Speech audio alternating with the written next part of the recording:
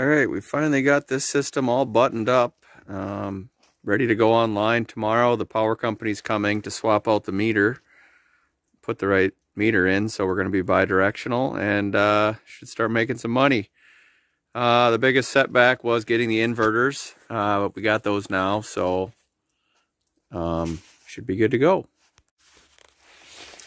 These are a SMA Sunny Boy 7.7 kW. I have two of them.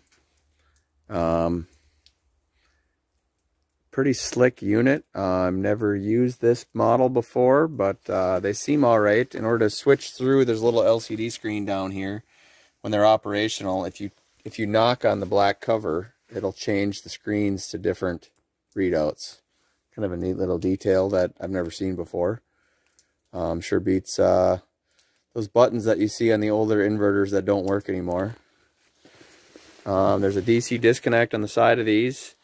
Most of the inverters you get right now do not have the Wi-Fi card in them. So these do not have Wi-Fi, but we did run a Cat 6 Ethernet cable. That's what this 1/2-inch flex is for. That runs all the way back to the pole shed on the other end of the property. Should be right about at our maximum distance that you're allowed to run Cat 6. It's right around 330 feet, give or take. So hopefully we don't have any issues there. This is a little bonus feature that I like to do on these. I have to order placards for on the service disconnect, so I figured if I'm already ordering stuff, I might as well get one of these made up. That way on the adjustable system, the owner is able to basically see what the optimal tilt angle is. This is also a neat little feature. You can pick these up for about $4 at your local Harbor Freight.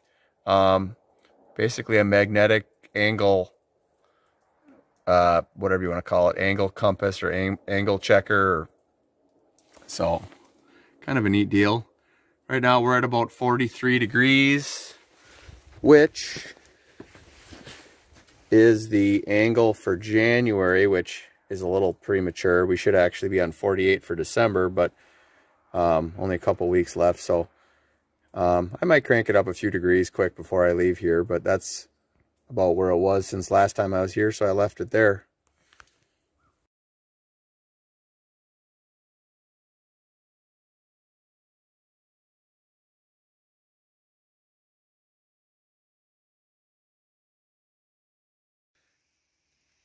Despite contrary belief, these panels actually do a great job melting themselves off in the cold winter months.